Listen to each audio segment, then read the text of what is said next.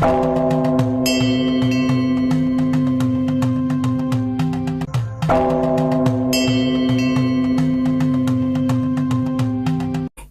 की उन ऊंचाइयों पर जहां इंसान की सांसें जवाब देने लगती है, जहां विज्ञान मौन हो जाता है और आस्था बोलने लगती है, वो है केदारनाथ धाम। भगवान शिव का वह निवास जहां देवत्व, प्रकृति और मृत्यु तीनों आमने सामने खड़े दिखाई देते हैं। जिस स्थान पर आज आधुनिक सुविधाएं भी संघर्ष करती नजर आती है, वहां हजारों वर्ष पहले बिना मशीनों, बिना इंजीनियरिंग ज्ञान और बिना किसी आधुनिक तकनीक के इतना भव्य मंदिर कैसे खड़ा किया होगा, यह एक सोचने का विषय है। यह वही मंदिर है जो सदियों तक बर्फ के नीचे दबा रहा, फिर भी समय उसकी संरचना पर एक भी खरोंच नहीं छोड़ सका। क्या यह केवल अद्भुत वास्तुकला का परिणाम था, या फिर किसी दिव्य शक्ति की सजीव छाया? बिना नक्शों और इंटरलॉकिंग तकनीक के इतने विशाल शिलाखंडों को इस पूर्णता से जोड़ना मानवीय क्षमता से परे प्रतीत होता है। केदारनाथ केवल एक मंदिर नहीं, बल्कि एक जीवित रहस्य है, जहां विज्ञान मौन हो जाता है,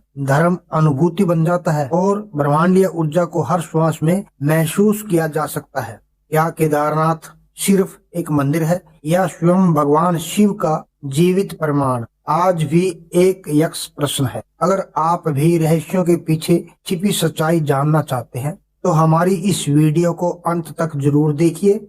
और अगर आपने हमारे चैनल को अभी तक सब्सक्राइब नहीं किया है, तो कृपया जरूर कर लीजिए और कमेंट में हर हर महादेव जरूर लिखें। साथियों, भारत के उत्तराखंड राज्य गढ़वाल हिमालय के रुद्रप्रयाग जिले में मंदाकिनी नदी के तट पर विराजमान यह मंदिर रहस्य और आस्था का संगम है। यह धाम सदा के लिए नहीं खुलता। भीषण शीत और हिमपात के कारण यह मंदिर केवल अक्षय तृतीया से कार्तिक पूर्णिमा तक ही भक्तों के लिए खुलता है। शेष समय जब बर्फ सब कुछ ढक लेती है, तब भगवान की दिव्य प्रतिमा को गुप्त यात्रा पर उखी मठ ले जाया जाता है, जहां अगले 6 महीनों तक उनकी पूजा होती है। उखी मठ उत्तराखंड के रुद्रप्रयाग जिले में स्थित एक प्रमुख हिंदू तीर्थ स्थल और छोटा सा शहर है, जो समुद्र तल से लगभग 4320 फीट की ऊंचाई पर स्थित है। यह रुद्रप्रयाग से लगभग 41 किलोमीटर की दूरी पर है। इसे शीतकाल में केदारनाथ और मध्य महेश्वर भगवान की गद्दी स्थली माना जाता है, जहां 6 महीने तक पूजा होती है।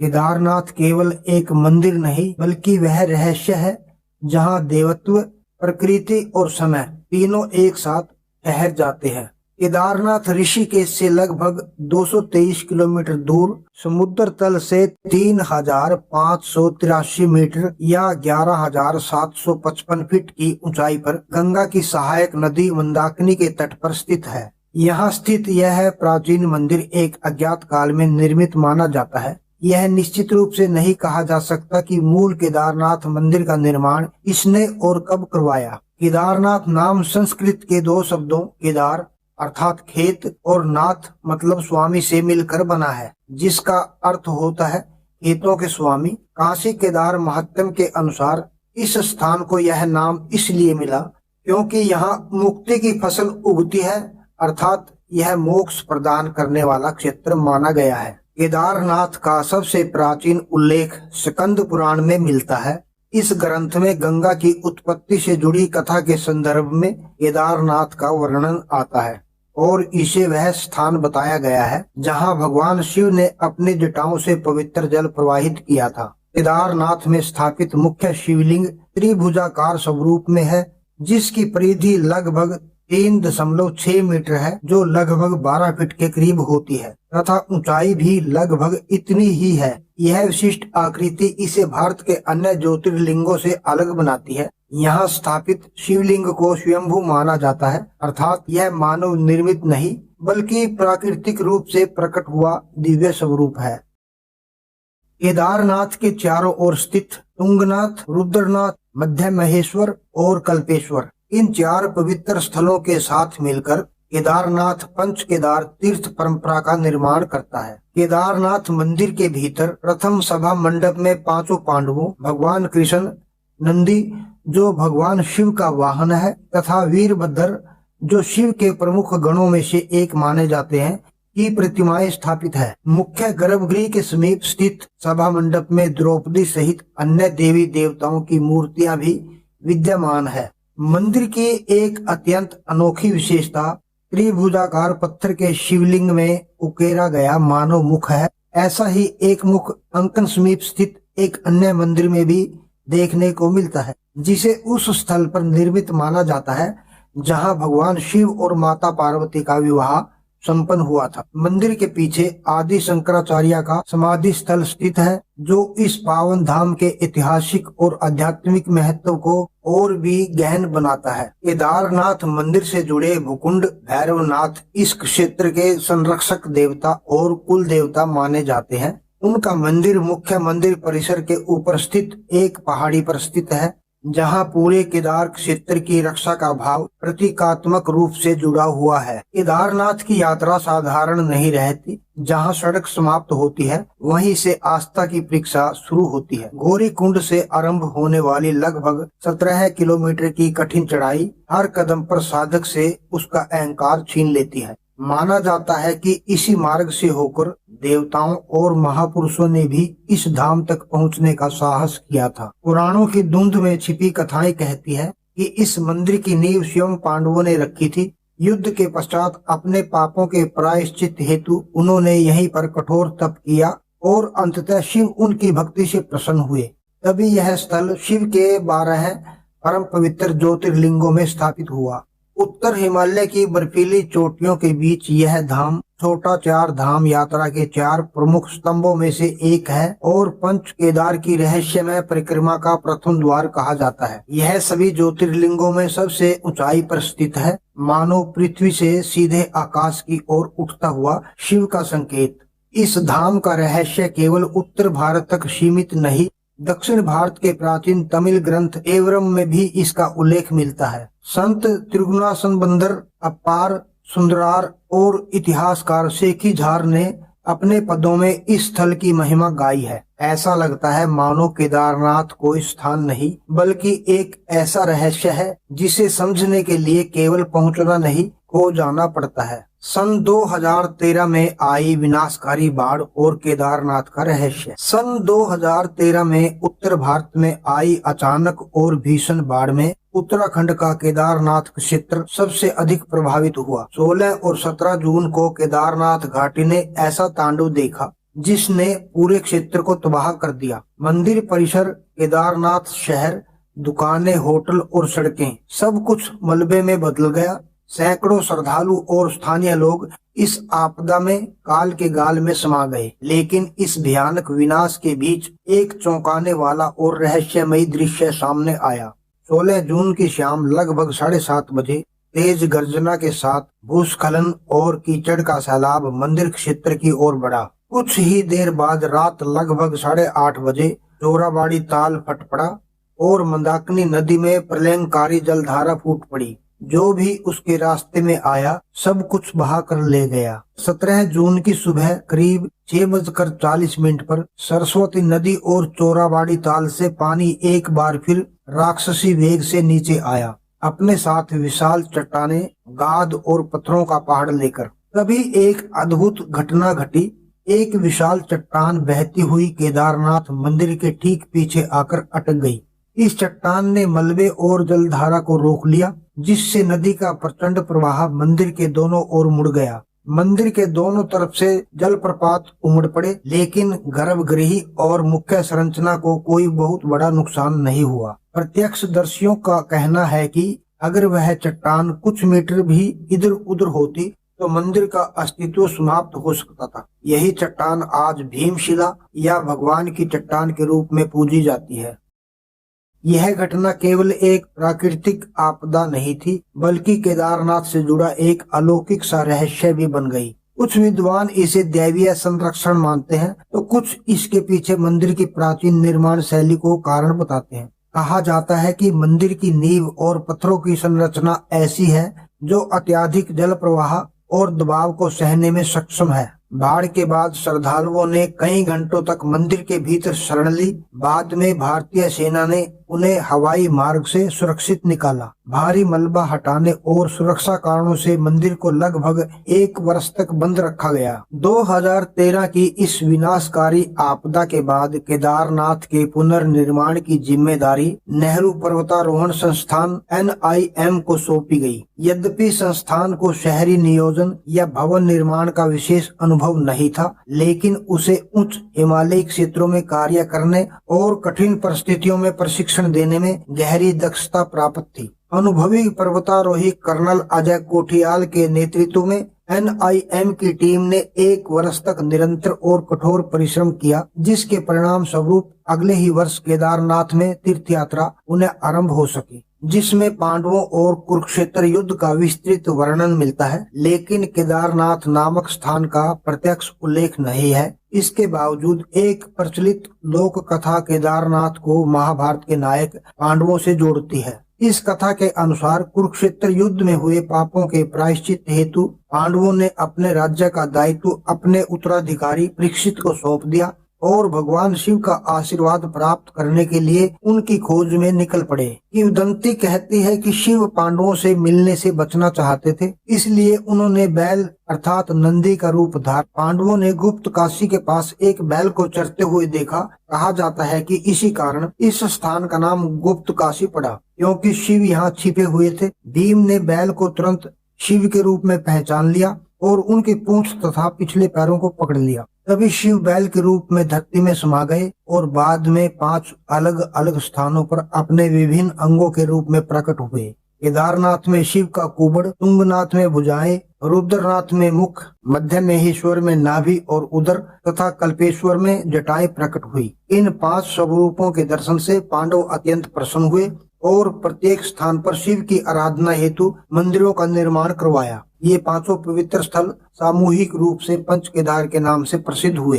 पंच केदार मंदिरों की स्थापना के पश्चात पांडवों ने केदारनाथ में मोक्ष की प्राप्ति के लिए गहन ध्यान और यज्ञ किए। इसके उपरांत वे महापंथ नामक दिव्य मार्ग से स्वर्ग की ओर प्रस्थान कर गए, जिसे स्वर्गारोहिणी भी कहा जाता है। पंच केदार के मंदिर उत्तर भारतीय हिमालयी मंदिर वास्तुकला शैली में निर्मित है, जिनमें विशेष रूप से केदारनाथ, तुंगनाथ और मध्य महेश्वर के मंदिरों की संरचना में उल्लेखनीय समानता देखने को मिलती है।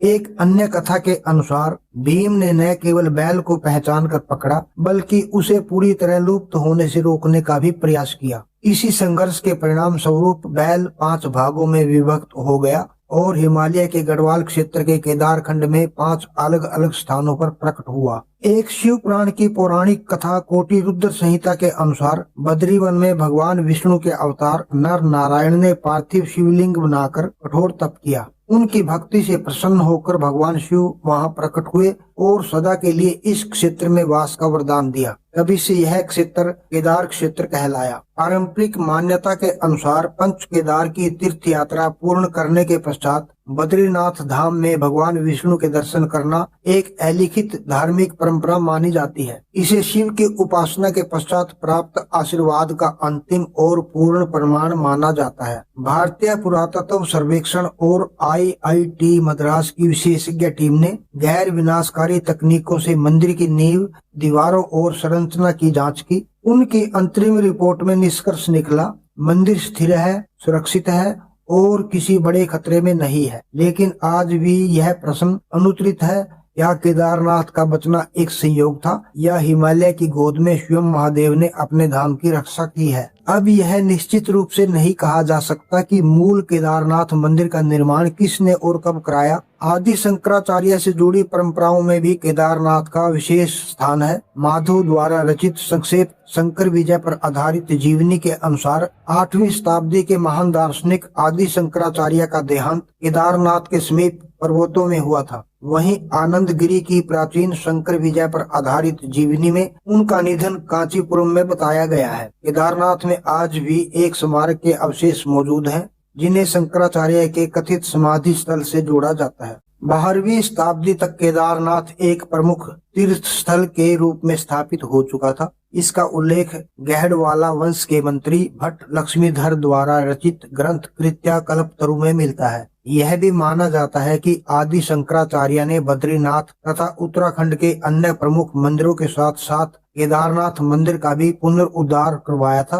परंपरा के अनुसार उन्होंने केदारनाथ में ही महासमाधि ली थी। केदारनाथ मंदिर के मुख्य पुजारी, जिन्हें रावल कहा जाता है, जो कर्नाटक के वीरशैव समुदाय से होते हैं। केदारनाथ में रावल स्वयं प्रत्यक्ष पूजा अर्चना नहीं करते, वे पूजा की विधि निर्धारित करते हैं, जिसे उनके सहायक संपन्न करते हैं। शीत ऋतु में रावल देव विग्रह के साथ साथ ऊखीमठ चले जाते हैं। मंदिर में कुल 5 मुख्य पुजारी होते हैं, जो बारी बारी से 1 वर्ष के लिए रावल का दायित्व संभालते हैं। वर्ष 2013 में केदारनाथ मंदिर के रावल कर्नाटक के दावणगेरे जिले के श्री वागीशा लिंगाचार्य थे। केदारनाथ और उसके आसपास का क्षेत्र पांडवों से जुड़ी स्मृतियों और प्रतीकों से भरा हुआ है। राजा पांडु का निधन पांडु के स्वर में हुआ माना जाता है। यहाँ के स्थानीय लोग आज भी पांडव लीला नामक पारंपरिक नृत्य का आयोजन करते हैं। जिस पर्वत शिखर से पांडवों ने स्वर्ग की ओर प्रस्थान किया, उसे स्वर्गारोहिणी कहा जाता है, जो बद्रीनाथ के निकट स्थित है। किंवदंती के अनुसार जब पांडवों में सबसे बड़े युधिष्ठिर स्वर्ग की ओर अग्रसर हो रहे थे, तब उनकी एक उंगली पृथ्वी पर गिर गई। उसी स्थान पर उन्होंने अंगूठे के आकार का एक शिवलिंग स्थापित किया।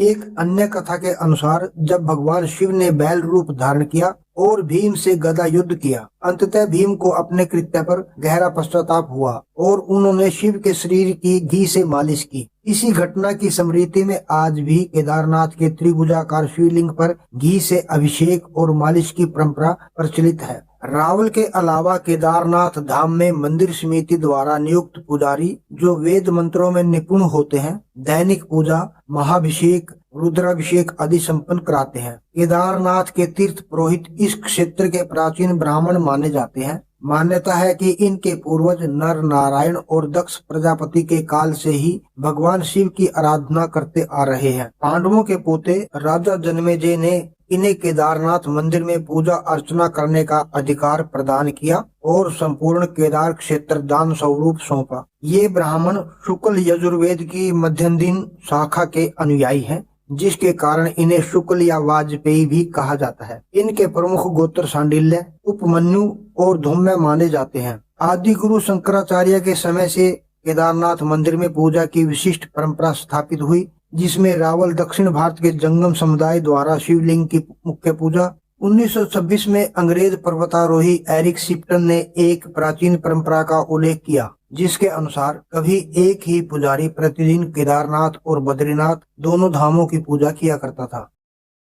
केदारनाथ मंदिर का प्रशासन श्री बद्रीनाथ एवं श्री केदारनाथ मंदिर अधिनियम 1939 संशोधित 1948 एवं 2002 के अंतर्गत संचालित होता है। वर्तमान में यह व्यवस्था उत्तराखंड सरकार द्वारा गठित समिति के अधीन है। बोर्ड में कुल 17 सदस्य है। 3 सदस्य उत्तराखंड विधानसभा द्वारा चयनित, 4 सदस्य चमोली, पौड़ी गढ़वाल, टिहरी गढ़वाल व उत्तरकाशी जिला परिषदों से है। 10 सदस्य उत्तराखंड सरकार द्वारा मनोनीत होते हैं। मुख्य धार्मिक पदाधिकारी रावल, जो मुख्य पुजारी होते हैं, नायब रावल, आचार्य, धर्माधिकारी और वेद पाठी। प्रशासनिक व्यवस्था में मुख्य कार्यकारी अधिकारी सहित उप सीओ, ओएसडी, लेखा अधिकारी, मंदिर अधिकारी व प्रचार अधिकारी शामिल होते हैं। अब आते हैं केदारनाथ पहुंचने के कौन कौन से साधन हैं। केदारनाथ धाम तक पहुंचने के लिए सबसे पहले हरिद्वार ऋषिकेश से लगभग 220 किलोमीटर की सड़क यात्रा के बाद